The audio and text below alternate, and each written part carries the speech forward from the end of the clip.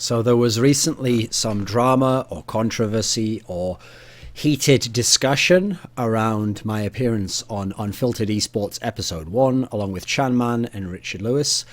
And a lot of it obviously stemmed from ill will from tweets that I made regarding WCS, but more specifically, the way that casters and personalities within the scene, even some pro players, responded to an article written by SC2, who I think is a fantastic writer, about WCS changes, where I thought he made some quite pertinent points, which were never addressed, and in many ways still haven't been addressed by people, even when they've put up twitlongers and articles saying they're addressing the topics. They don't go point by point on the points he brought up.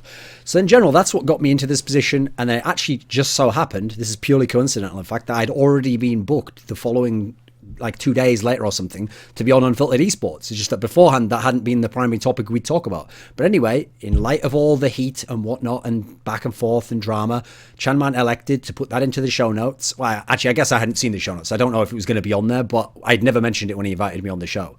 But he obviously thought this was a worthy topic. I believe he actually messaged me on Skype and said, I'll put this into the show, like, we got to talk about WCS now, even though obviously beforehand, if I had to guess, I would imagine he wouldn't have asked us about StarCraft2, since me and Richard are not particularly involved in StarCraft2, and neither of us are experts on StarCraft2, especially the game itself. I mean, I follow the scene, but I don't watch many of the games outside of Korea.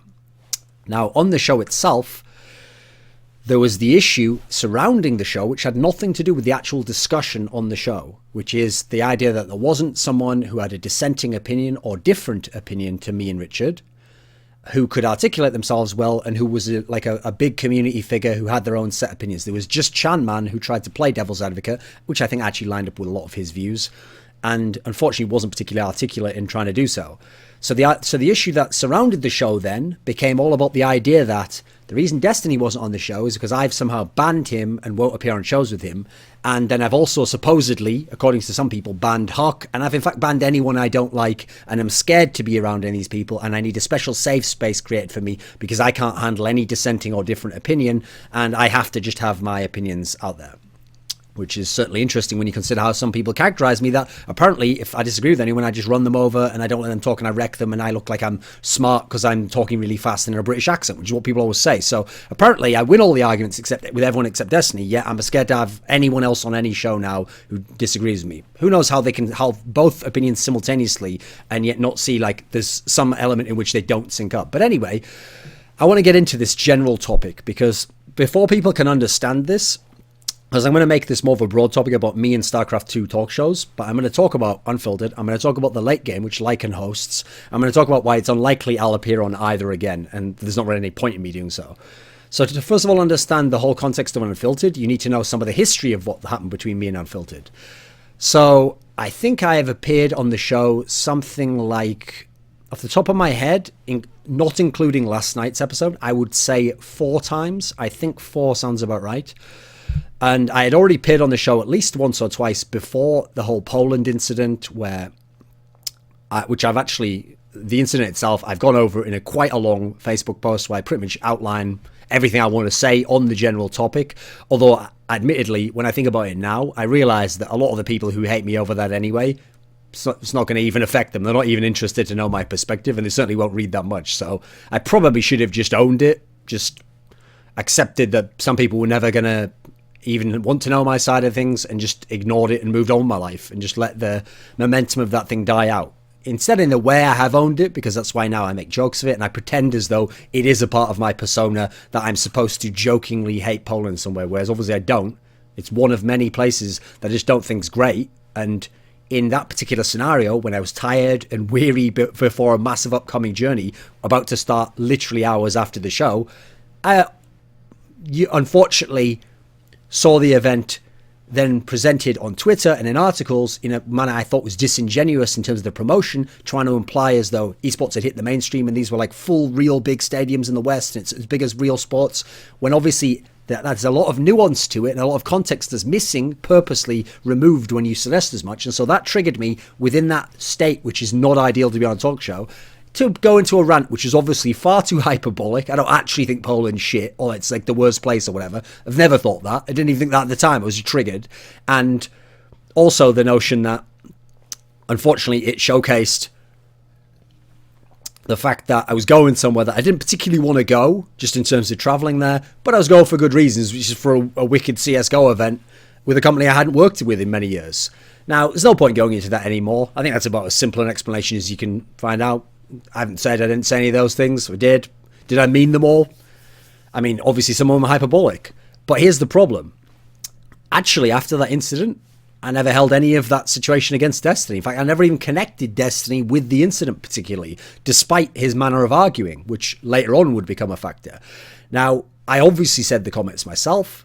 The lesson to be learned in general, actually, aside from don't say things in too hyperbolic a manner, especially when it's around sensitive topics like that, which I didn't actually realise quite how sensitive it was, if you understand some of the context of my experiences with people from other Eastern European countries and similar topics. But anyway, lesson really to be learned above and beyond everything there is don't go on talk shows when you haven't had much sleep and you're in a bad mood, basically. I mean, you can see when I went on the show, unfortunately, I thought I would get myself into a good mood. It's actually something I do when I do CSGO events. If I'm really tired, usually in the green room, we just have mad banter and talk mad shit about people, and then we start laughing, and then you get in a good mood, then you go on and do the show again. You don't let your energy level drop in that sense.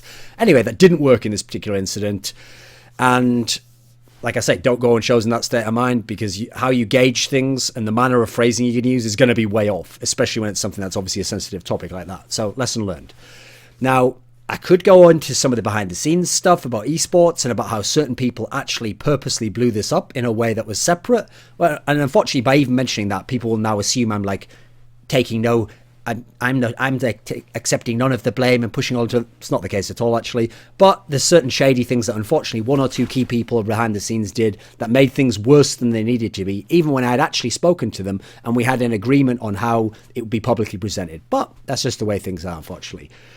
So, the point is that has no relevance to this particular topic, because this particular topic is about Unfiltered and it's about Destiny. And to me, Destiny wasn't involved with the way that all blew up, with all the way it all went bad and all the rest of it. He just happened to be someone there who played a small part in as much as I was talking to him at the time, but I never really particularly held any ill will against him.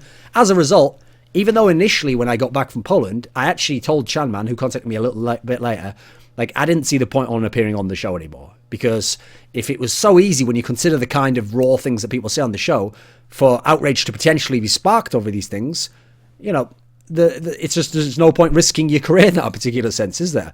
Unfortunately, Richard later convinced me to come on the show at a later date when they had, I think it was like the end of year special or something. Because if I remember correctly, whenever the next episode I came on was one where apparently Chanman was going to like quit the show and leave esports or something in terms of like content creation. And so Richard convinced me, like, listen, just come on for like half an hour. Like, it won't be a big deal. Like, it'll mean a lot to him. Like, just do it to like show that there's no ill will. And there wasn't. So I thought, you know what, fuck it, I'll do that. In general, the show went fine. It wasn't good. I didn't particularly make any good points. I didn't have a lot of discussion. But that wasn't the reason I was going on, was it? I was going on to show solidarity to Chris, that he'd done some good work in the esports industry. Didn't wish him any ill will. Didn't want people then to show it to end with people thinking I blame him, because I don't in any way. I don't think it was his fault. And so after that, I later on had an incident where this guy Lycan, who I didn't know, contacted me and asked me to be on a show called The Late Game. Now, I will get into some of the details of that later, but for now, let's address Unfiltered and the Destiny part of the equation, because we have to do all that before we can get to the Lycan thing, which isn't as big anyway, and it'll be right at the end. So, I mean, when I did go on the late game, that was also... Obviously, now I'm going to address, by the way, when I did go on the late game, but only from Destiny's part of it, because that's actually a key part of this story for anyone who only saw us on Unfiltered. So first of all, yeah, the show was highly frustrating to me. It had poor hosting by Lycan, who was apparently quite new to it at the time. And it felt like, when I was on the show, one of the problems, which is what I expressed on the show, was that it felt like Destiny never let me set up the premise I wanted to make, and therefore, since I could never set up the premise, I could never then arrive at my point. Because if you notice the way I speak, that just tends to be the way I do it. I have like a logical way I try to build up the argument, and then I deliver the payoff at the end. People might find it long-winded, they might not find it interesting. That's fine. They're welcome to tune out or to consider me boring. Not a problem with me. It's just the way that my mind works, though.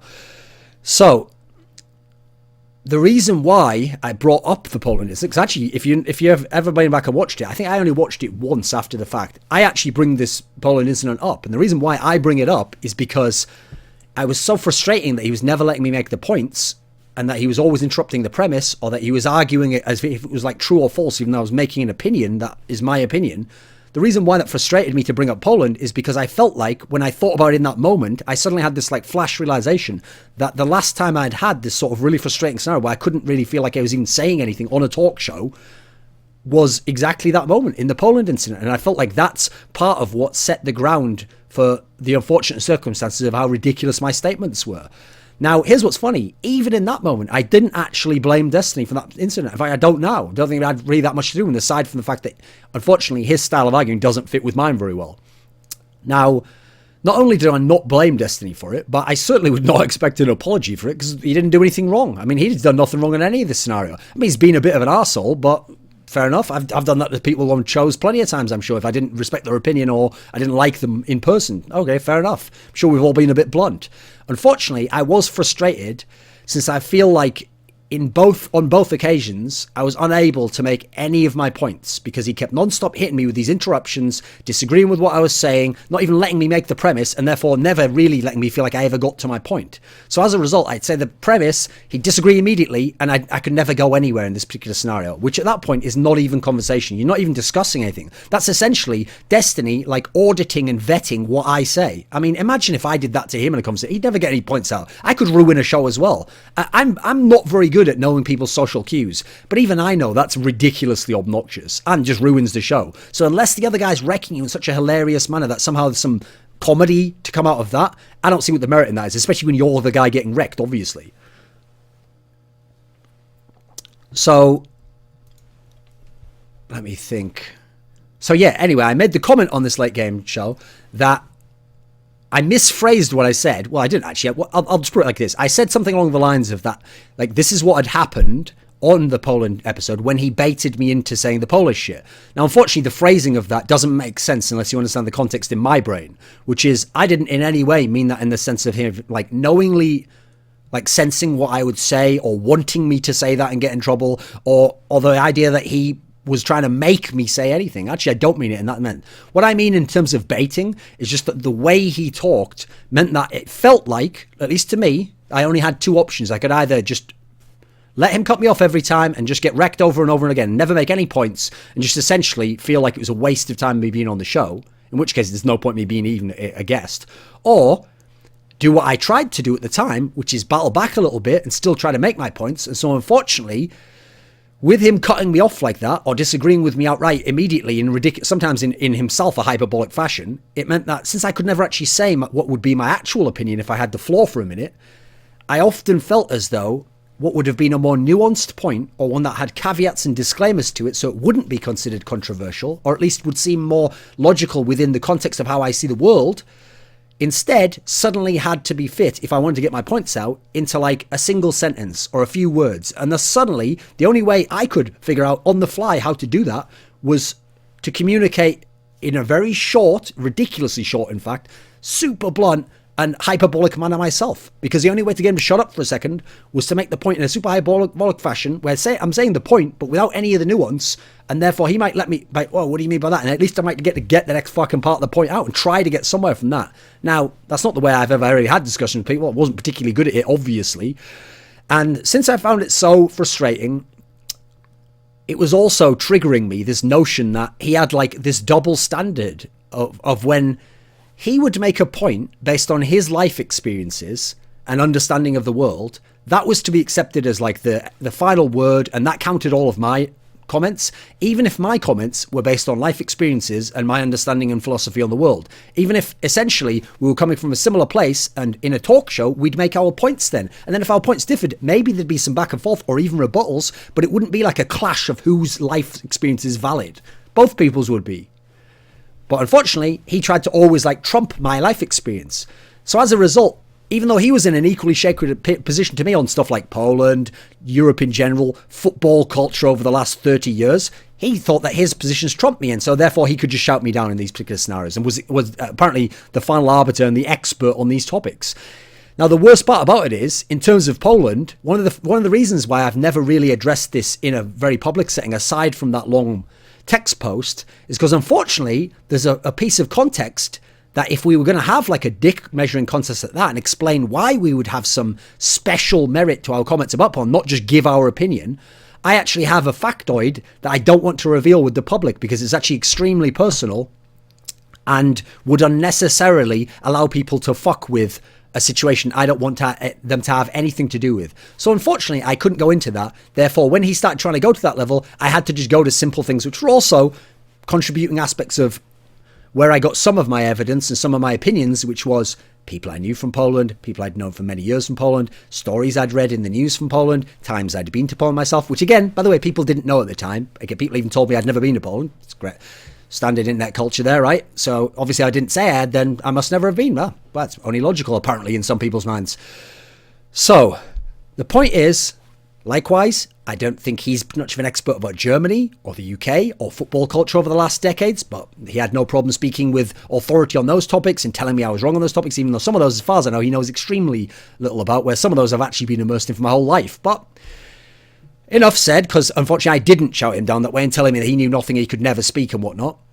I might have tried to do so, but I don't think I even got those points out. So anyway, we get to this point now that at that point, I left the show because I could just see there was no way for me to continue talking. I was getting nowhere. I was on a show where the host had basically kind of like fucked me over quite a bit, hadn't actually helped me out in any way. We weren't talking about any of the topics that had actually been brought on the show to talk about, because I'd asked beforehand what would the topics be about. So I thought, this is just a waste of time. Richard knows Destiny. Richard gets along with Destiny. Why not just have Richard and him on the show? And I know later on they were going to have a different guest anyways. Actually, a StarCraft2 player I don't like, who's been a bit of a cunt to me. So I thought, fuck it, just leave it at that, knock it on the head, we're done now. And so I leave the show. Now, here's the problem. At that point in time, yeah, it was very frustrating and whatnot. I might have already thought to myself, should I go on shows of Destiny if he's going to talk like that? But I hadn't actually really processed it a lot. It was just a frustrating point. I thought there was no point. And I definitely at the time, unlike the Unfiltered episode, thought that actually the poor hosting of the guy and the poor aspect of how he directed the topics had actually set the ground, the kind of atmosphere for why these problems occurred. So actually, I put some of the blame on Lycan for some of that as well. Now, the problem ultimately, where this all actually stems from with Unfiltered though, came where I think it was like a few weeks after that. I'm not sure the exact time frame because this is like over a year ago we're talking about now. I think it was a few weeks after that someone linked me to a stream of Destiny's where he was just like playing a game. I think it was actually Final Fantasy VII, if that helps anyone find the stream. I don't know where the fuck it's going to be. I think he was playing Final Fantasy VII, and he was someone, I assume in his chat, because I don't see if it's on the screen or not, asked him about this topic, and he actually started talking about it. And so actually it was quite interesting. So I thought, interesting, I wonder what he will actually say on this. So first of all, he took the whole thing that the line about baiting him as meaning that like I blamed him for all of that, and clearly like he'd made me say all that stuff, and all that, which, as I've said, not in even vaguely the context of the scenario. I mean, he's never reached out to me to talk about any of this stuff, so apparently he just likes to presume this stuff and then publicly say it. I mean, it's one way to live your life, I guess. But the problem was, on this stream, he then went on to explain his theory, which is in line with what I've just said before. In fact, it's part of how I was able to figure out how he was fucking with me in that way. I thought it was just his personality. We didn't get along in that sense.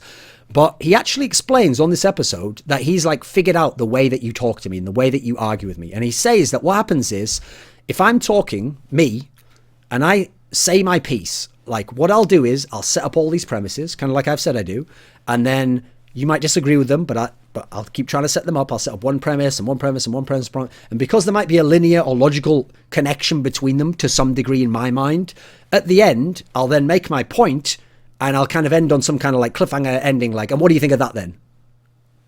Now, his suggestion then is that he outlined that the reason why, if he talked to me, that wouldn't happen, is because he'd realized that what you had to do was never allow me to say something in that manner, and that the correct way was, in fact, to cut me off instantly. The second I said something you didn't agree with, or you just thought was wrong, you cut me off. Now, I don't know about you, but that's no way to actually communicate. If your real goal is to see what the person says and then find out the reasons why and then interact with their brain in some way and maybe say something back that they take on board and think about, that's no way to... If you wanted to have some dirty tactics to fuck someone up in a debate who speaks the way I do, that would be probably an excellent tactic. But again, I thought these were talk shows we were appearing on to give our opinions and to maybe see how the opinions differ or agree with each other or build off each other or go back and forth, but at least comparing opinions. This opinion is basically anti-discussion. And so because he explained that, it means that I thought about this. I thought, well, that means you can't make certain points, especially when, unfortunately, you talk the way I do. I mean, I'll give you an example, okay? Let's imagine the premise was you were going to say this sentence. So you're going to say, football, soccer, isn't even a competitive discipline in the minds of some people. Now, I don't agree with that, but I can see a basic point there, and I would actually apply that to StarCraft. Say that was the sentence of the point I wanted to make. You notice I tried to make it in the way I would maybe say something. Now, in his world, and this is the way he talked to me, what he would have to do is, when I said football isn't even a competitive discipline, he would go, that's not true. That's not right. Obviously, football's a competitive discipline. That's just bullshit. Like, anyone who thinks that, like, you must be crazy, dude. Like, have you ever seen football? Have you seen the way people get into football and how many competitions there are and how much you get paid? And he would do that, okay? So I'd never get to even say my point. Even though, actually, if you notice, within that statement, that's not even my point. That's the premise to set up, which I will then comment on and later on tie into a point. So actually, I've never got to make my point. He's made out as though that was my point. It wasn't. That wasn't even what I was going to say at all. And so it's literally what he's doing, as bad as if someone said something like, blacks should be killed, said a racist once. And then after you say blacks should be killed, you go, how dare you? You are fucking racist. You know what? I'm not going to listen to this guy. And you walked out the room. That would obviously be a ridiculous scenario, right? But that's basically what he's professing he's going to do and suggesting is even a good thing to do. And he's proud of the fact that he's figured out how to fuck up my way to talk in that particular way. So the point is, once he said that, it actually dawned on me, wait a minute, that is actually how he's been talking to me. In fact, that's exactly the problems I'm having if I appear on any show with him. And that's why I get incredibly frustrated. And then, not through any fault of his at that point, that's why, since my only choice in my mind at that point is either just to not talk anymore or to try and react and raise the energy level and be even more hyperbolic and try to say things in even more short amount of time, or just work off the first half of a sentence he lets me say, I'm getting in situations where it's not even what I want to say and it's not the way I want to say something, but things are getting said in a ridiculous manner. So there's also the factor that once I realized this, I just thought to myself, a simple note, okay, no problem. There's just no point going on shows of Destiny, right? So not even a big deal. I never reached out to him and said, I won't be on shows with you fucking piece of shit. I never reached out to Charman and said, you know what, never invite me on the show again. Destiny, what a cunt. I'll only be on safe space shows without him. Never said anything of the sort. Just thought to myself in the back of my mind, let's not do shows with Destiny again. I mean, he's basically told you how he's going to behave. It's not even an accident. It's not even like he's innocently just doing that way in his style of talking clash with yours. He's actively thought about this. So, you know what? Guess what, guys? It's not a ludicrous notion to suggest I'm not actually obliged to go on shows he's on. And not going on shows with Destiny doesn't somehow make me like a pussy or an intellectual coward who is scared of real debate, because I won't go on the show that has someone on who refuses to let me speak and willfully, almost gleefully tells me he won't let me make my points because my points are going to be wrong and he doesn't allow wrong points and he's the arbiter of these sorts of things. Now, the funny thing about this is, I could, of course, like I mentioned before, go on these shows knowing he does that, and just when he cuts me off, just let him take over again. Then hope there's a gap, and then try and jump in again. And if he cuts me off again, just let him go in again, and then just wait and keep going. But first of all, I wouldn't be making any good points, so I don't think I'd offer anything to the show. Secondly, he would just then think that this is a good way to behave, which I don't think it is. And then thirdly, what would it even benefit the people who are watching the show? Aside from, haha, how funny, Destiny's wrecking Thorin. Like, okay, great, brilliant. Like, I mean, I'm sure there's plenty of other people he can wreck like that and they're fine with it. So, as a result, here's an example of that. Go and watch the end of your show I referred to if you really want to see this. The one where I said I went on with Chanman and all the rest of it. Because actually on that show, that's pretty much the approach I took. Like, actually, a lot of the time, I kept stopping when people interrupted me, kept sitting in half silence. I didn't always make my points. People did run all over me at times. I didn't get to answer a bunch of things that were even asked of me because someone else started talking. Particularly, by the way, not even Destiny, fucking Robert Olin just like never let me fucking talk on a bunch of topics because he was like drunk and had just called into the show and probably couldn't see the webcams. But anyway, I didn't find that to be a particularly good show. When I thought about this afterwards and I processed what Destiny had told me, I thought to myself, you know what? I don't gain anything from me on these shows anyway, because the fun of going on the show isn't there. I'm not making my points, so the viewer doesn't get anything. There's always the worry that if I do react in a negative way or say something stupid, then it's going to potentially damage my employment. So you know what? No problem. So let's skip to now. Chanman asks me if I want to be on a future episode of Unfiltered. Now, he didn't mean Unfiltered Esports. He just meant Unfiltered, like the show. And I think this was a few weeks back. And I thought to myself in that moment, okay, the obvious thing to do here is just say no. Just say no and then move on with my life. Now, unfortunately, I did kind of realize I wouldn't get to do that anyway. Like if I said no, Chanman thinks of himself as a friend of mine, so he's going to say, well, why not? Oh, is there a reason why? Oh, I hope it's not because of me. And so he'd get all guilty and all. So I thought, you know what? Even though saying no is no problem to me, like I'm not relevant in StarCraft 2, I don't have opinions on StarCraft 2. In theory, it's a StarCraft 2 show, and it's not even really anymore.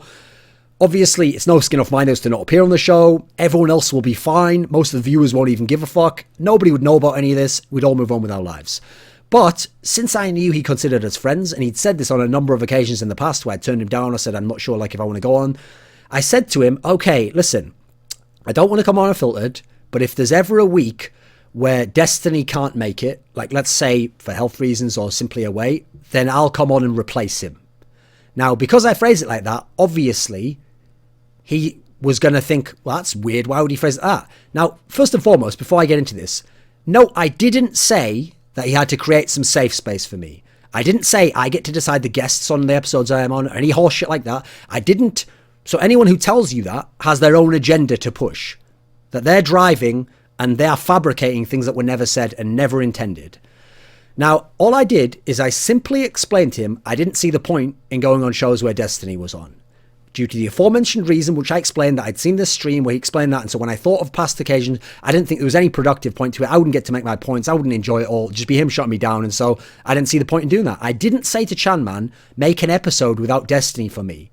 In fact, I actually hoped he would do as I asked. I legitimately hoped that either don't include me, in which case I'd get to not do the show and there's no problem, or he does wait until there is actually a show, or a week rather, where for some reason Destiny can't make it. I don't know for what reasons. Maybe he's just busy with something for his family, and I could help out then. I could, as a friend of Chanman's, the reason I'm doing it at this point in time, appear on the show in place of Destiny so the show can still happen. There we go, win-win for everyone. I found a way that it's a positive, but without me having to have the uncomfortable circumstances that I've described before. Now, for reasons that are entirely beyond me, Chanman went to Destiny after I told him this, because by the way, here's the thing I didn't mention. Chanman actually told me that, oh, in that case, we can't have an episode like that. I don't think that'll ever happen. So I thought, okay, it's a problem solved then, it's dropped. Unfortunately, like I said though, Chanman went to Destiny, told him this, that I didn't want to be on the show with him, and then I'd already decided I wasn't going to be on the show anyway, because he thought it was betraying the concept not to have Destiny, so fine. I didn't have any argument about that. I was like, okay, no problem. Even though I had explicitly created a scenario where, again, it wasn't about me or Destiny. It was about when Destiny isn't there, then you can have me. So it wasn't about removing Destiny, but rather providing an extra show when Destiny isn't available. Now, Chanman then decides, of his own accord, later on, turns around and thinks, well, maybe Destiny isn't that good for the esports side, so let's make two shows. There'll be one that's like the esports side, where we can have Thorin on, only for that week, was never meant to be a permanent co-host, and then there'll be another show where Destiny's on. By the way, he never tells me about any of this, and I have no input in this, and I was only informed that this even existed when I was asked later if I wanted to be on an episode of a new Unfiltered show that wouldn't have Destiny on. The whole concept was it wasn't to have Destiny on, and they didn't want Destiny on it anyway, and that was in fact what would be good for everyone. So as a result, since that sounded like a good scenario that didn't come up with any of the problems before, and I didn't know he'd gone and told Destiny any of this shit, I said, yeah, no problem, okay, I can go on that show then. Who's going to be on it? Me, Richard, and a guest. Okay, yeah, sounds fine. So, let me think. Where was my point now? Okay, yeah. So here's the problem, though. Because then of some Twitter back and forth between me and Destiny, which I'll get into later when I talk specifically about Destiny, he brings up the notion in the Twitter back and forth, Destiny this is, that I'm too scared to go on shows with him and have made Chanman separate us, and that I'm like, he invokes the safe space concept to try and make it seem like I'm just a coward, which many people, have referenced since then. Now, what's funny is, thinking through the way I told it to Chanman and the way I've seen Chanman now later explain it to Destiny again, and then again repeat it and explain it after the show and explain why he created the concept of the show, I actually don't think Destiny legitimately believed that. I think actually he was just hurt or upset or a little bit triggered at the Twitter back and forth and the fact that he knew that the premise that I didn't want him to be on shows with him, and was basically just lashing out at me, and then as a result, for whatever reason, decided to do so by purposely misrepresenting me to the community so that they would think less of me, which, I mean, joke's on you, like, I don't even know if that's possible at this point, mate, but whatever reason, that's what he thought he would do. He thought he would get back at me because I wouldn't go on these shows with him. Which leads us to the topic of Huck, because the question is then, am I creating safe spaces? Do I want to have particular guests not on? Because Huck then suggests the same thing. Now with Huck, I have never had a discussion with Chanman about Huck. His name has never come up, except on Unfiltered when I mentioned Huck's name within a point about WCS. In fact, I haven't had a discussion with Huck in real life since IPL 5, which was in December of 2012. I've had a couple of Twitter back and forths, never thought much of it, besides the fact that one time he snapped and called me a cunt and suggested I wasn't a legitimate journalist, and that he sort of implied he regretted ever giving me interview time and that was a fake person. Aside from that, though, which, by the way, isn't even vaguely in the ballpark of the things I'd said to him, all I did, actually, was make fun of Team Liquid's categorization of tournaments, because you know the way they made certain tournaments major, which obviously means like fucking Grand Slam in tennis, but they made major just mean like these lesser tournaments that could just be like NA only versus like a Korean tournament. And because they had this category, it literally was the case that year they had Maru having won less major tournaments or whatever it was. Oh, I can't remember the term. I think it was major. Less major tournaments than Huck, but Huck's major tournaments had included like NA only lands and I think even an online competition. So I made a tweet making fun of that, not even Huck directly, and mentioning Jaedong, Huck and Maru. And because of this, Huck just lashed out and said something along the lines of like, wow, so sour. I used to think you were a good journalist, but something made you a cunt or something crazy like that. Unsurprisingly, by the way, no fans ever got outraged at him for saying cunt or even attacking me in that particular way. It's funny how the double standard works with fans. So anyway, yes, hence the tweet, which saw him reply, call me a cunt. Now, what's funny is, when Unfiltered, I was asked to come on, he sent me the show notes, Chanman. And I saw in the show notes that it said there would be a fourth guest, but at that time, it was an unnamed guest. We didn't know who it would be. And what's funny is, I actually assumed at the time it would be someone with expertise in StarCraft2, like Rotterdam, someone like that.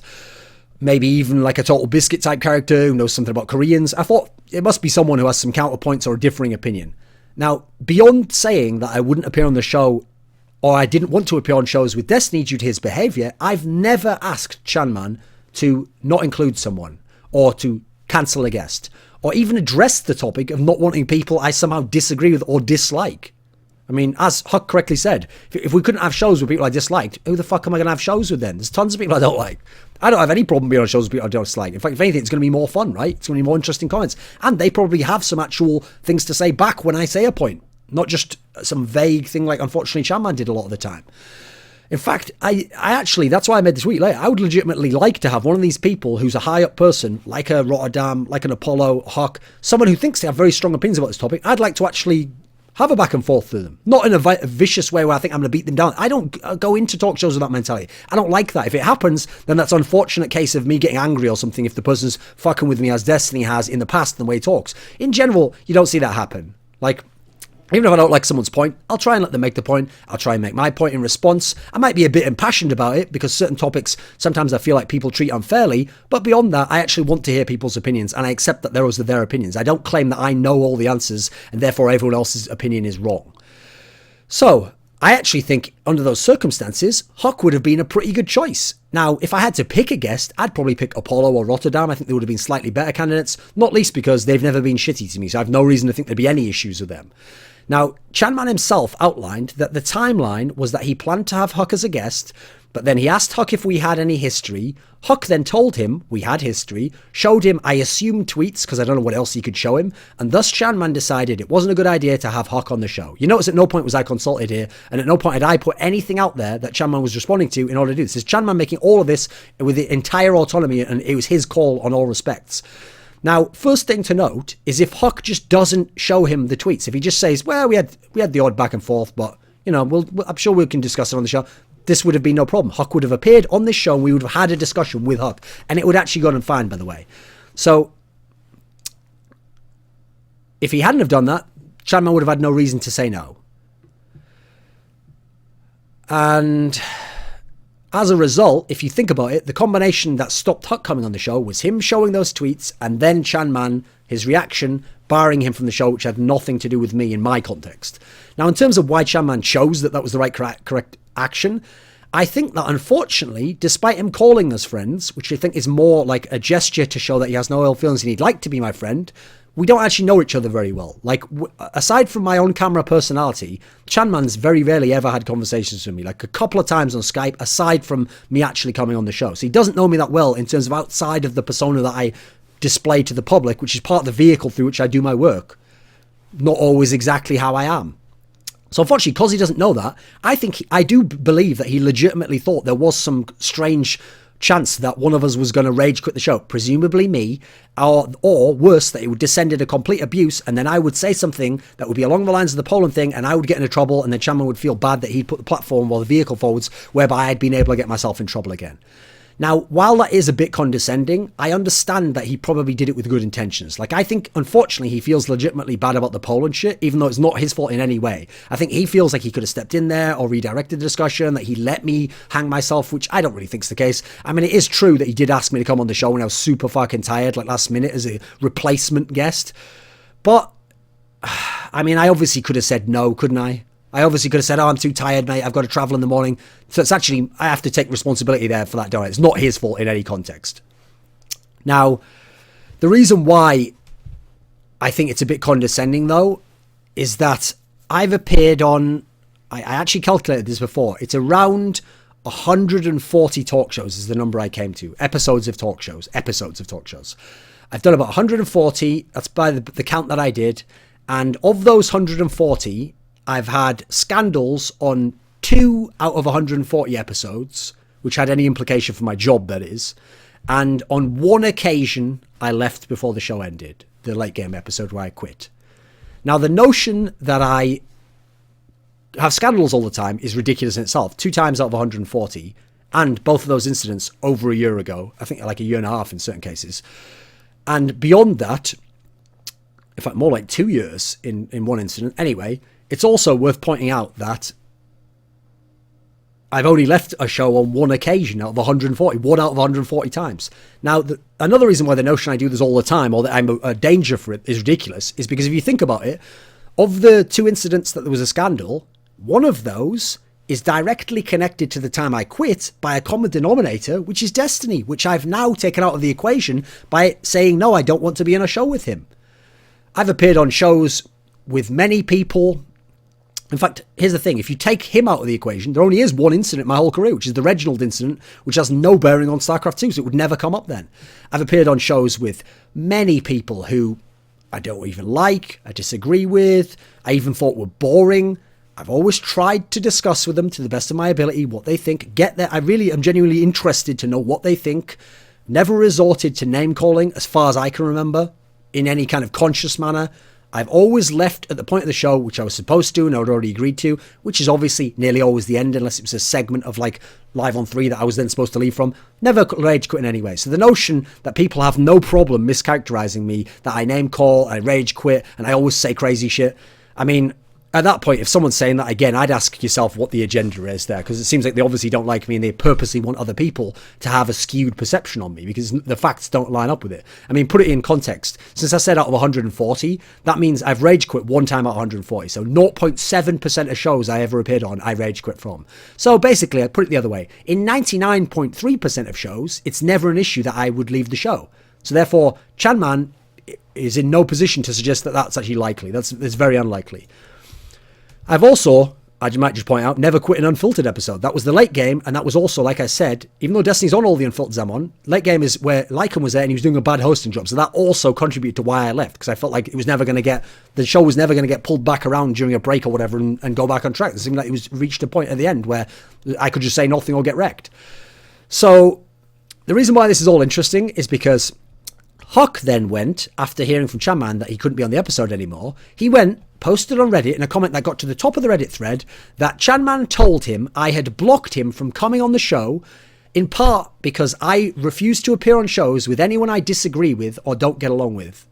Now, that's something Chanman has denied in every instance since then, including about Huck and in all testimony and versions of his events.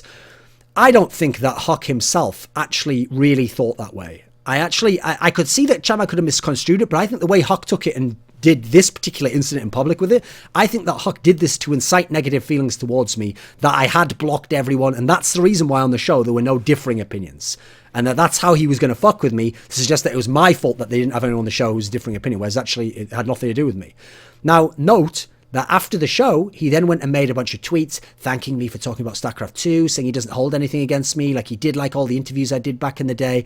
Yet, When I've since made public comments saying I have no problem being on shows with him, or I would even welcome having him on a show, you notice he's never responded to those. That's because he's being disingenuous here. He's trying to play the nice guy card, because remember, being the asshole was what he was fine doing in the past when he was the big star player, had all the followers, and I had the 3K followers and was a nobody in StarCraft 2. Now, it's a different scenario. Suddenly, he wants to play nice, and he wants to have a true... Yet, he's not willing to actually engage me or even talk to me. He's only willing to talk to me in a one-sided manner with no back and forth, where he's essentially condescending in the manner he does it because he's fucking me over in public on one medium and on the other one being like, oh, you know, no problems, no ill will, like everything's fine. Thanks for even going on that show and talking about it. He obviously doesn't want to appear on shows with me and doesn't want to talk to me beyond that incident where he was going to be the guest there, and apparently he did want to there, and it's unfortunately he couldn't be, quite frankly. So now we get to the Destiny portion, since I obviously have to address that as well. One of the problems I think with Destiny, and what I've seen since this factor, because again, I didn't even want this to be an issue. He would have never found out about this. I would have just not come on Unfiltered. No problem. He continues doing Unfiltered. My life goes on. There's no issue with anyone. I have no problem with Destiny to that point in time. Now then, what I've realised about Destiny and the way he was talking in this particular manner, and thinking about him on other shows, is maybe only when I'm on, he suddenly doesn't think it's a talk show. He suddenly doesn't think it's an opinion where you give your opinions and then you compare opinions and you build off each other, or you say, well, what do you mean by that? Or you make counterpoints. He legitimately thinks it's a debate show. And like you're trying to beat the other guy and you're trying to beat him down. Also, he talks in a way, and this is something I found quite disturbing and another reason why I didn't want to be on shows with him. He talks as though when you go on one of these shows, like fucking Unfiltered about esports, where you're just supposed to speak in a raw manner, that you're like, as a team, trying to discern universal truth, that it's even possible to know what universal truth is, and that even worse, he can in any way be the ultimate arbiter or judge of whether what you said is true or right. You'll often hear him say that when he cuts people off or disagrees with people. He'll say to them, I don't think that's true, or he'll say, I don't think that's right. I mean, what do true and right have to do with opinions? It's an opinion show based on your experiences and your philosophy on the world and the way you've taken information. You've all taken the same information, but what your perspective is or how you've put it together, and you're sort of saying, hey, here's the way I've put it together. If you disagree, you can tell me, oh, well, I'd take that part differently, or I build it up in a different way, and I think I don't agree with your premise here. That's all fine. But the idea of saying, oh, well, you're wrong, or that's not true, I mean, these are ridiculous statements. These words have no place on a talk show, opinion show. And the problem is, those aren't just turns of phrase if you look at the way he applies them. I think that legitimately portrays the way his mind processes what he is hearing. Like, for me, talk shows, as I said, they're interesting when people state their opinions, which means you have to set up the premises, let them make their point. Then once they made their point, you can say what you want at that point. Once that's done, if you disagree, sure, then you might get an interesting clash of opinions where they respond, or maybe they rebut something you said, or they ask a probing question. But that's not somehow vital to the conversation that you have to disagree and battle and debate and someone win. That's definitely not. In fact, sometimes it's going to be like the worst thing for the conversation if it gets too out of hand, obviously. Likewise, sometimes the other person can agree and it can still be a fantastic opinion show because they might agree but do so in a different way, maybe even build on what you said or modify it and make a different point you hadn't quite thought of from a slightly different angle, but the similar point, agreeing with you. Watch my talk shows in CSGO or League of Legends, the ones I host, and you'll see I allow people to make their points. I accept their premises, even when I disagree with them. I will then disagree with them if I don't. I allow them to make their points. I then reply. I either agree or disagree. I make my points. I rebut. I ask questions, or I move the topic along. This notion that I bring people on, just shout them all down, wreck them all. I mean, there's plenty of people who've been on my shows that told me I'm wrong, made entirely different arguments I didn't agree with, but I don't see a need to have resolution, by the way. I'm not trying to beat them in any way. I mean, that's something that, in terms of resolution on things you disagree on, that I don't even think is always possible. It's certainly not necessary. Destiny, it seems like, is not willing to discuss topics, at least with me, in that particular manner. He debates them. And as a result, what's funny is he will say hyperbolic stuff. I mean, I've seen him say on his stream stuff like, if you believe in X, like whatever, the world's flat, climate change isn't real, whatever it is, some obviously like super controversial topic. If you believe in X, then nothing you can say can be of any value. And I'm not exaggerating what he said and misrepresenting what he said. That he actually has said statements like that. Nothing you can say can be of any value. It essentially implies that if you think one thing which he doesn't agree with, or he thinks is against the consensus or against evidence, then your brain's faulty, and so nothing else you say can be of any value. I mean, in general, in life, I don't find people who think that way to be very interesting to talk to, because I mean they're just going to disregard all things you say if they think something you said wasn't true, which, as he suggested, if the premise isn't true, he doesn't care what else I have to say about it. So I don't find that a particularly interesting way to communicate with people. If you look at the way he has behaved since the Twitter back and forwards, and since I did the show that he wasn't on, now I have no reason to ever be on a show with him. And in fact, in many ways, you can sort of see part of the reasons why I didn't want to be on shows with him. I mean, think about what he's done since the episode that I was on.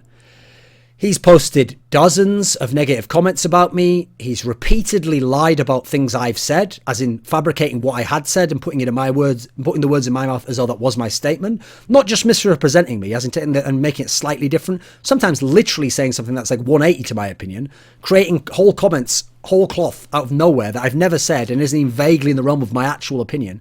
I'll give you some examples. He pretended I attacked first versus all these StarCraft2 people and tried to bait them into mudslinging. Wasn't the case at all. Go back and look at all the incidents and you'll see that I only ever respond to them saying something to me in a hostile manner. I never messaged TLO first. Never messaged a bunch of other people first. Apollo first. Rotterdam first. These people messaged me based on my public tweet because some of them follow me. It wasn't me who started anything. I was never looking for a fight with any of them. I just made tweets myself to my Twitter base. Never did like @ to it and went in on people. When they fucked to me and were hostile to me, those ones I was aggressive with. Notice people like Apollo I wasn't aggressive with because he was in a polite manner. Smix tried to debate me on the topic of Flash being a superstar, but she did so in a very polite manner, so I was very polite back to her. That's something about me that people don't seem to understand. If you are aggressive towards me and act disrespectfully, then I have no problem dishing it back out to you. Now then, let me see. I had something written down here, what my next point was. Oh yeah, he claimed, and has done this multiple times now, that after he made his initial comment, which was along the lines... My initial comment was the one about TLO being a fake person, because TLO had just essentially tried to suggest like I should never talk about StarCraft 2 because I don't know anything about the scene, or rather that I don't know anything about the scene, and why am I pretending to know, which I certainly haven't pretended to know. So when I then said that TLO is a fake person, because that's actually a conclusion I'd come to, he then made some sort of comment that was along the lines of like, I think it was along the lines of like, you know, this is like a high school type comment and, you know, like you can do better than this. Like, yeah, fairly standard comment. There's nothing that bad about it. But my comment back was, as a joke, a bit of banter, I said something along the lines of like, well, yeah, I know. Obviously, like, because you say I could do better. Well, yeah, I haven't even suggested that anyone be raped with a shovel and bleed out to death. Now, here's the interesting thing. He has since claimed that the first thing I said was accuse him of raping someone, whereas if you actually read my tweet, I actually paraphrased something he said very closely in the wording to a porn star who claimed she'd been raped, where he said to her something along the lines of, like, I hope you get raped with a shovel and bleed out from it. Now, apparently he doesn't even remember his own tweets. He doesn't even get the reference, which is hilarious, because maybe that's why he went ham after the fact, because I'm actually just jokingly referring to a tweet of his, which is obviously super hyperbolic and over the top, and itself kind of like a high school type ridiculous comment. And in the context of I could do better, I'm kind of suggesting, well, you know, you don't always do the best tweets yourself, mate. It's not really a big deal, right? And the notion that...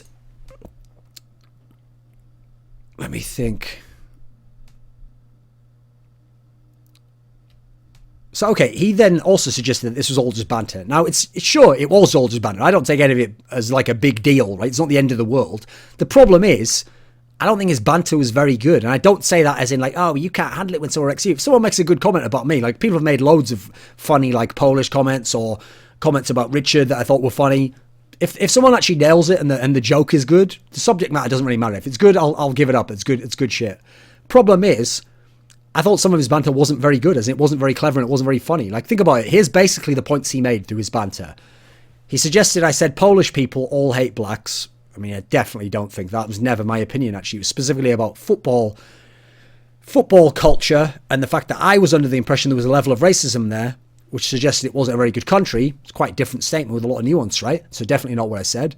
He implied that I'm gay, possibly gay, or at least questionable to be gay. I mean, okay, brilliant banter, mate. Like, I mean, is that a bad thing? I don't really understand what the banter there is. He said, just outright said that I'm autistic. I mean, again, 10 out of 10 banter, yeah, wicked. Again, is that supposed to be a bad thing? I don't really know what the diss is there, but okay. So I replied a few times. I tried to keep the energy of it being funny and being clever and trying to come up with little phrases back to keep it up, but he just kept going to this mega base level every time. And so eventually I just dropped it. I thought, this is actually getting a bit boring. We're not getting anywhere here. Okay, we said the jokes. I mean, I can see where he's going with this. And in fact, actually, he's run out of material. Like, he said pretty much everything horrible he can say. Okay, brilliant. Like, crap banter, but it's not the end of the world. Now, later on, when I was going to go on the show, because he then started mentioning all the shit about, oh, you created a safe space and you're like a coward and all this stuff. I thought, just to fuck with him, because if you're going to fuck with me, why not? I thought I'd make a tweet where I said something along the lines of like, it'll be fun to do on a show of Unfiltered, or something like the only people who'll be on the show of Unfiltered are people who haven't been accused of rape. Now, first of all, again, that's supposed to be a clever piece of banter. Now, whether you think it's clever or funny is up to you, but it's supposed to be a clever piece of banter because his ex-girlfriend, the girl who's with Nanawa now, actually legitimately said and stated that he raped her. Now, I don't have a specific opinion on that, by the way. I don't know her, don't know him, don't know what went on in their relationship. Obviously, I'm not saying it's right or wrong. I'm not saying he did rape her. I'm just saying that he was accused of rape.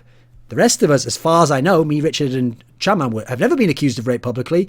So that's the funny reason as to why this show is going to have a theme, and what the theme's going to be is that it's a show with people not accused of rape. And it's a little shot back at him since he keeps fucking me over the safe space thing. So fair enough. Now, if you think that's out of line, but that's suggesting I'm autistic, a coward, gay, is all just fine, and not in a particularly funny way where the joke merits it, then I honestly have no idea where your barometer for ethics is. Like, not least since, I mean, I was clearly trying to make it as a joke. Like, I wasn't suggesting he raped someone. I didn't say that, you'll note. Go back and look at the tweet. I did not say he raped someone. I didn't even say he allegedly. I just said that he'd been accused of it, which, by the way, as far as I know, maybe she retracted it later, I don't know, is factually accurate that she accused him of rape. Or she didn't give consent to sex, which is essentially the same thing to some degree. I guess it's not actually. I'm not sure what the timeline is on that. But as far as I remember, she essentially said he raped her. So he literally, also, in terms of other things he said that were ridiculous, he also literally said regarding the WSCS thing, and I quote, that he, meaning me, he has no argument. So again, think about this. He's not saying I disagree with his argument. I thought his argument was simplistic. He did, this part was okay, but the rest was, he just literally said, I have nothing I say is very valid. I have no argument whatsoever. Every part of my argument's wrong. I have no argument. I don't even have the fundament or the structure of an argument, despite the fact he didn't watch the episode of the show, as he later admitted. So he's guessing what my argument is, and has seen some tweets, and yet he knows I have no argument. So remember, does this sound like the behavior of a reasonable person? He also said, and this is a quote from him, he said, the idea of creating a safe space by going onto a show where I can talk about a controversial opinion with no one to disagree with me sounds absolutely insane. What kind of coward are you to do something like that? And then to act surprised when the community takes issue with what you're saying and go to Twitter, another hug box, and just relentlessly shit on the community. Thorin's pretty done here. He has no spine when it comes to this. It's why he'd rather stick with his own shows or stick with people who will never contradict anything he says. I mean, again, as I've outlined, that's not remotely the case. It's StarCraft2 shows I don't want to appear on, mainly because, first of all, it's obvious no one actually cares what I think in StarCraft2, so that's fine. If no one cares, there's no point saying it anymore. I was mainly doing it, as I said initially, to defend someone else who's fantastic in StarCraft2 and I thought was being unfairly shit on by personalities. So I wanted to take some of the flack and show that he had points there without him having to get the resentment of all these fucking fans and casters and personalities. And also, it's not even that I wouldn't do all StarCraft2 shows. It's I won't do that StarCraft2 show anymore. I mean, here's the funny thing. I've watched some episodes of that Remax show. And even though it often was a lot of people who were friends and they all did seem to agree on a lot of things, I often thought some of the episodes had cool lineups. And actually, if I would never be asked on that show because I'm not relevant in StarCraft 2. I don't follow the game as in the specific games that much. And that's actually about talking about the game. But if they'd ever asked me on that show, I'd have probably gone on that show, actually. Even if it had have had a Huck on and I don't know about Rex. I really do dislike that guy because of some of the things he said about me. But most people, I'd probably even go on that show with TLO because I think TLO would actually be a lot more reasonable in person. He can only get away with being a bit cunty like that in Twitter because he never has to talk to you. I mean, I've met the guy in real life a bunch of times. He's never like that. So anyway, as I said,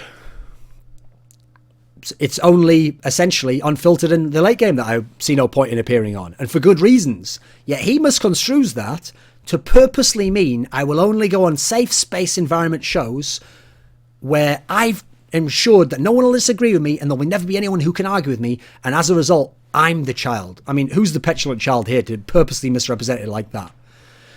He also said, this is another quote, his argument is people who don't want to watch only Koreans play aren't real StarCraft 2 fans. Literally never my argument. I mean, I might do a video about this topic myself, not my argument.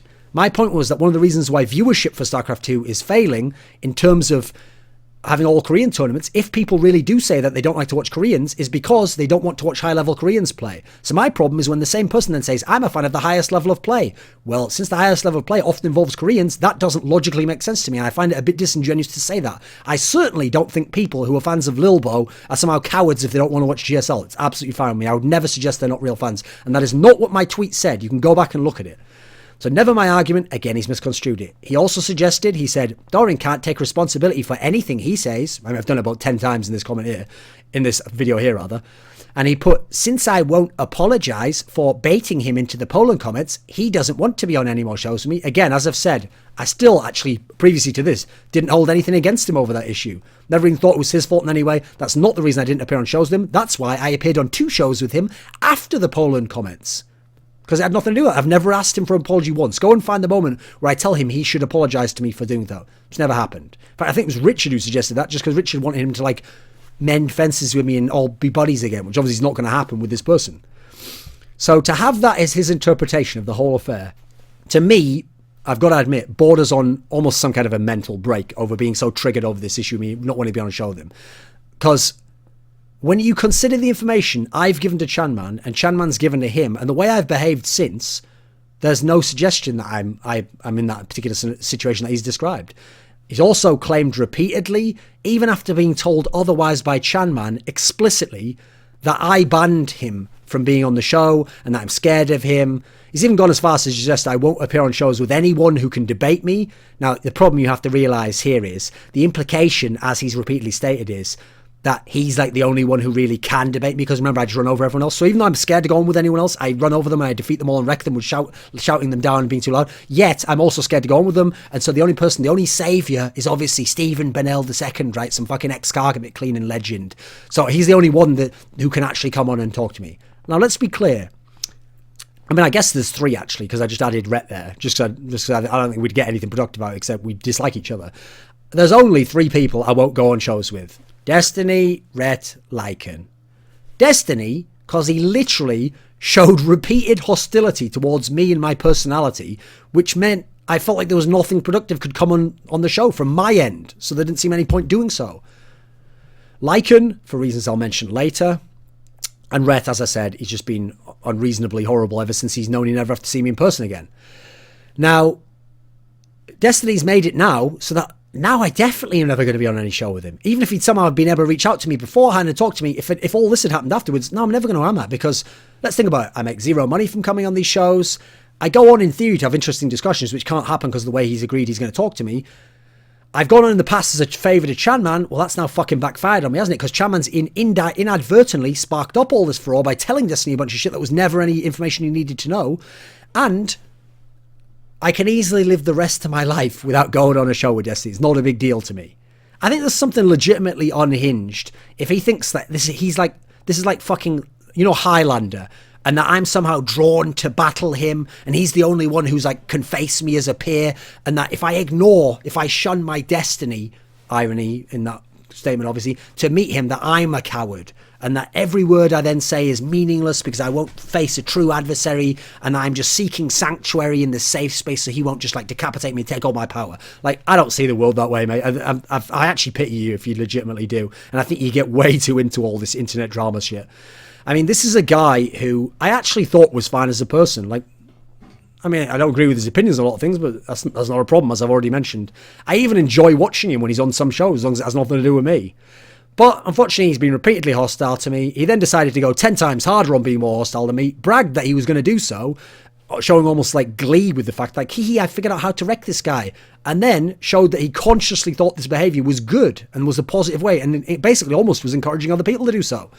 Then he attempted to insult me repeatedly on Twitter, on Reddit. He attempted to incite the public against me on Reddit with repeated posts, mischaracterizing the situation with Chanman, me and the show, repeatedly insulting me in terms of my opinions, saying that I have no arguments, questioning my character, like I'm obviously gay, I obviously hate Polish people, I'm obviously autistic, like I obviously am scared and a coward and intellectually dishonest. And you know what? After all of that crazy concept, I don't really want to go on talk shows that I'm not obligated to go on with someone like that. End of story. Now let's talk about the late game. This section won't be very long. So, my first appearance on the late game, actually my only appearance ever, was when this Lycan guy reached out to me. And at the time, I didn't know who Lycan was. I hadn't watched the late game before. I don't even know how many episodes it was. Was it maybe 30? Maybe, was it like 20 something? Maybe like 23? I don't fucking know. Something around that realm though. I think there'd been a bunch, but I'd never seen it before. Now he contacts me and he says, do I want to come on the show? And I say like, well, I don't actually know anything. Like, I'm not an expert on StarCraft 2. I don't really follow it that much anymore because I thought it was a StarCraft 2 show because I've seen on his profile when I clicked on Twitter, he's a StarCraft 2 guy. And he basically tells me, oh, don't worry about that. It's not even going to be about StarCraft 2. What it's going to be about is, in the light of Gamergate, it's going to be about like ethics in journalism and what you think on these topics. And since you're about journalism and you're an expert and you've done a lot, this is why it'll be valid. And it'll be you and it'll be Richard Lewis.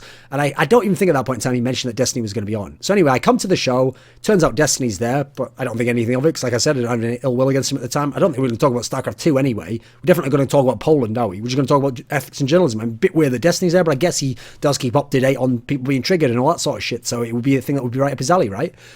So first thing first, we come onto the Skype call, and if you've been on any show before, you'll know the experience goes like this. You come onto the Skype call, everyone's just talking back and forwards, how are you doing? Or, we'll start the show in 20 minutes, or how's everything? While everyone waits, usually the host's setting up the overlay, and he's getting the stream ready, and he's saying, right, I'll put a countdown on now. And during this point, what everyone does is, people who know each other but haven't talked maybe verbally in a while, like me and Richard and Destiny, what you do is you talk to each other and you say, oh, what did you think of this recently? Oh, have you seen that thing there? Oh, maybe we'll talk about this later on the show. As we're having this whole discussion, Richard suddenly just says, wait a minute, I think it was Richard says, we're not live, are we? And then Lycan just goes like, yeah, and just sort of like laughs. And I remember just thinking like, is this even real? Like, and he's even laughing about it. Like, basically, he'd aired a bunch of what we all thought was the pre-show. And by the way, we were actually discussing topics that were highly controversial and inflammatory and had jokes included in them. I don't think all of them made them to air, luckily, that would not be fit for air and could definitely damage some of our characters in public and potentially our jobs. Things that we would never say in public, but we were saying in this scenario because we thought it was 3 people privately before a stream went live. I mean, I don't think I'd never even seen the tweet at this point in time saying it was live. Now, that is totally unacceptable. Even more so if you understand the context of my problems and why I haven't been on many shows that aren't mine to that point since the polling incident. I'd only been on the end of year one. I hadn't been on. And now I'm trying to give this guy a chance, and now he's already done this to me off the bat. Then he did a very poor hosting job. Like, remember, he told me it was going to be all about, like, ethics in journalism. So the first segment was him asking Richard loads of questions about that topic and about Gamergate and all the rest of it.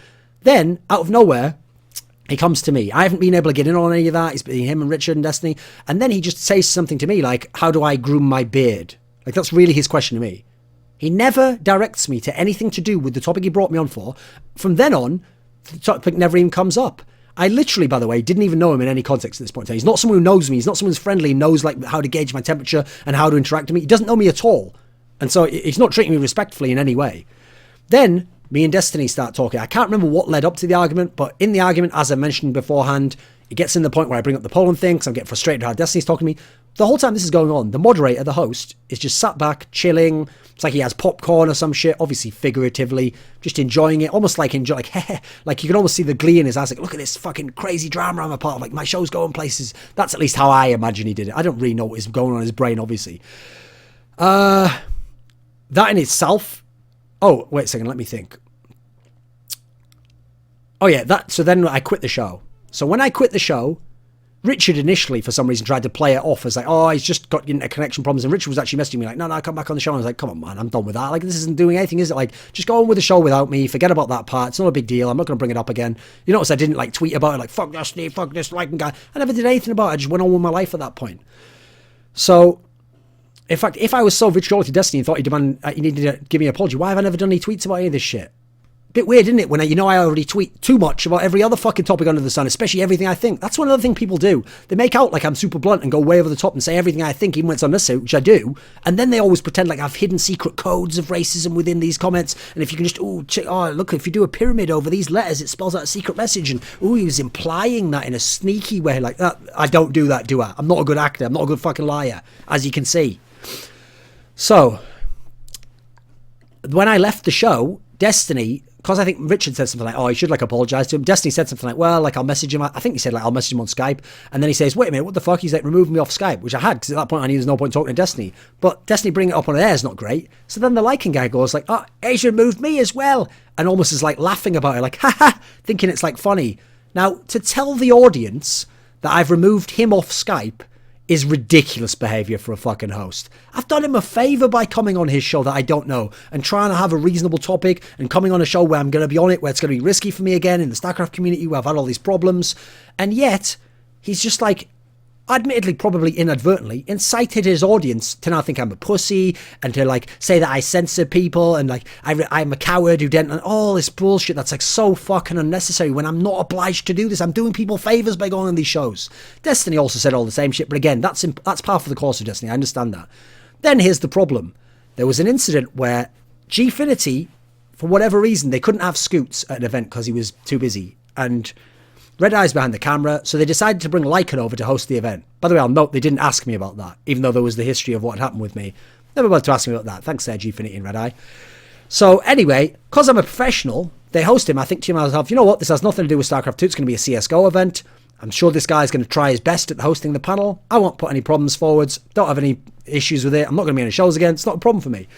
And so at the event, he seemed fine. He tried to talk to me and make up for the incident and say he was sorry about how it went, and it was early on in his time hosting, and he was inexperienced, and he realised now he should have had more control over things, and he hadn't really thought it through, and he's sorry about the stuff going live. So, okay, all great. I accepted it all at face value and thought, I'm sure he's genuine. Maybe he really means all of this. Fine, no problem. Let's do this event. At the event, I was very nice to him. He asked me lots of questions all event long. I answered them all as honestly as I could, even when they were on controversial topics, because I thought to myself, oh, maybe this guy really wants to get into CSGO more. Maybe he thinks he can do more Gfinity events. Maybe he can. Maybe he can do a good job and I can help get him up to speed. So I answer all his questions. Richard answers all his questions. We both talk to him, get him up to speed on a lot of things about the CSGO scene.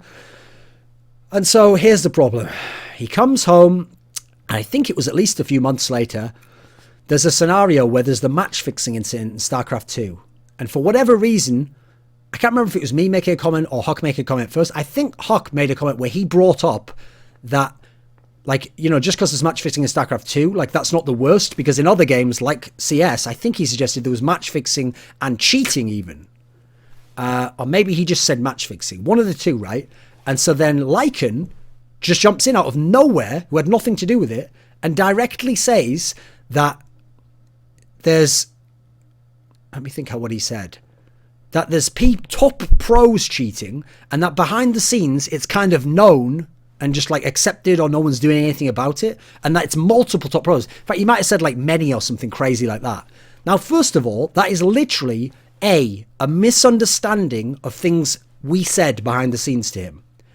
B, something said to him in confidence with no agreement or even discussion that he would ever mention it in public to anyone. Because we even said to him at the time, listen, like, people don't like to talk about this in the community. If you don't have evidence, there's no point saying these things. I'm even not certain about things. I have my suspicions about some people, but I certainly wouldn't say so in public because it's just a suspicion. It's just an opinion. It's speculation. And C, it's not an opinion I would ever state in public. Yet he not only said it, but then he backed it up by suggesting in his apologies that these are things he'd been told by people who knew better in the scene and stuff. And yet, as the community quickly figured out in CSGO, he'd only done one CSGO event to my knowledge. Therefore, the only people most likely who would have told him this stuff is me and Richard. So great, he's now gone and put a bunch of shit out on Front Street that we don't want to say. And for what reason? Not because he's actually trying to do some favour to the community, but to try and score points back to StarCraft 2 by showing how shitty CSGO is and how we have all these massive problems and how StarCraft 2 is not as bad a game in its own context because its match fixing is a smaller problem in the context of that. Now, unsurprisingly, my trust is gone in this person now. I gave him 3 chances, 3 different opportunities where I met him in my life. In 2 of those, he burned me reasonably badly and very badly later on. I don't particularly want to trust this person anymore. He has not shown any reason to be trusted. Also, I'm not a StarCraft 2 expert. As far as I know, this show's about StarCraft 2. It's got a lot of players on there who apparently don't like me. Therefore, there's no point going on anyway. So I don't see the issue again in not going on his show. Problem solved. We can just move on with our lives, right? Now, remember, the reason a lot of people have also construed it that the reason I came into this debate in the first place about WCS is that I think I know everything about WCS. I think I know everything about StarCraft. I'm like a liar who pretends he was into StarCraft2. I want fame. I want money. I'm bored. I need relevancy. I like to attack people. The actual reason I came into this whole scenario is because I saw SC2, who I think is one of the best writers in esports. Forget StarCraft2, esports period. That's why I'm so glad he's starting to branch out into other games, because he'll be fantastic in all of them. He has a great mind for both the detail and the actual meta of the game, but also how to write in a very, very great flowing style to how he does so, and captures the storylines and the narratives very well, and polishes and refines them. And so I saw him do what was a pretty good article that was differing from the consensus, certainly, but very well phrased. And a tweet that was nothing to do with him got all these people in the community, all these personalities cast as pros, shitting all over him indirectly at first without even knowing it's him. Now, the reason they didn't know it was him is because they didn't read the article. But all of them, after the fact, claimed later to have read the article, and then that they only were making the comments at the tweet, not at him. Yeah, if you look at their original comments, first of all, the Nathanius guy literally lied. There is proof that I tweeted of some archived org shots where it shows him calling the person who wrote the article a shitter, and then when someone asks if he means like the tweet or the article, he says both, or something along those lines. And yet, if you look at the timestamps on all of the shit, 8 hours later, he then says he has never even read the article, and then 2 hours after that, he says now he's read it, and that he didn't mean any of that, and his comments were never directed at the author of the article. It's just to the person who wrote the tweet. So totally implausible, literally lied. And by the way, he then went back and deleted the comment that he'd said where he'd said he hadn't read it 8 hours after the fact. He deleted that comment. So something very suspicious already there, right? Apollo, I also think, is on thin ice. If you look at the phrasing of his original comment about how ESPN should hire up to their quality, not clickbait writers, I don't think he meant the tweet. If you look at the context, it doesn't make that much sense in terms of the tweet. He's later suggested it was just the tweet he was referring to. Difference is, Apollo seems like a much nicer person and seems genuinely sorry that it was taken that way, and after the fact now he knows it's SC2, has complimented SC2, so no problem, that's not as big an issue there. There's also the fact that a lot of these personalities, rather than just debate him on his points, which I've actually so far not seen anyone do. I've never seen anyone take the key points, because he actually did like a little section that was like 4 key points and address those points. They haven't done so. In fact, what they tried to do was shout him down, call him a shitter, call him clickbait, say that he essentially shouldn't be hired for ESPN. This article's trash, like it's lies, it's all just making things up. It doesn't have any knowledge of StarCraft 2, because he said that Flash isn't a superstar, as though like he was suggesting Flash is a superstar in fucking StarCraft 2 still. And so, because this is all going on, I know SC2, who's a newer guy and who's not in any position to battle these people unless he wants to get fucked up like I used to back in the day. I know he's not going to say anything. So I go to bat for him. He didn't ask me to. I didn't tell him I was going to do it. I went to bat for him because I thought he had a good point. I thought these people were treating him ridiculously and they should actually admit that they didn't read the article. They did so, something I feel strongly about. Then, as the main article was about WCS stuff, I made a few comments about that, of what my perception on it is, not as an expert, but someone who has followed the scene, even though I didn't follow the actual matches outside of GSL very much, have followed the scene, and I've followed the industry for the past 15 years and know quite a lot about it. So, it actually, by the way, as I already mentioned, I was already scheduled to come on Unfiltered before this whole thing. I think I was scheduled about 2 days before this whole drama. Then, Chanman obviously decided this should be a primary topic. Now, here's the thing. As I've said already, if there was a valid StarCraft 2 topic, so for example, like the WCS changes, where I still haven't seen a good back and forth on camera between anyone, I would certainly be able to host this, because I have the technology to do it, I have a channel to do so on, I would have guests on, like Rotterdam, like Apollo, like Huck. I mean, Huck has kind of stepped over the line a little bit with how he's behaved, so... But as long as he was willing to just be reasonable on the show, and we had an agreement going in, like, no one's going to leave the show, and we're all going to be reasonable, right? And we'll just debate the points, then there'd be no problem being on a show with him. I would even like to see it just to see what if there would be any interesting points made between, what the rebuttals would be, what the replies would be. I'd like to just even moderate. In fact, I'd even like to do the show if I just moderated it. If I could find someone else who has opinions like me and SC2, who could be another personality to sit there, take my place, I won't even give the opinions, and moderate. I think that would be cool. Doesn't seem very likely, though, when you see how they've reacted now and how some of them have just refused to even respond. So, doesn't seem like that'll ever happen. Doesn't really seem like there's any point in me going on StarCraft 2 shows anymore. Like I said, I'd go on the Remax one, but I think it's too much about the meta, and I'm not into that, and I don't know enough about the game. It's been too long since I followed the meta of the game, and as you see, StarCraft isn't really for me. I'm still going to do some Brood War content, might even do some StarCraft 2 content, but it'll never be game mechanic specific, and in general, I don't see the point in any more of these particular shows. And those people, as always, are welcome to misrepresent me and do their worst, as they always do, but at least it's on record now what my actual opinions and thoughts are on a number of these topics. Now, I usually mention Alpha Draft in all these videos, but obviously they don't host StarCraft because it's a 1v1 game, and they mainly host team games, so don't worry about it.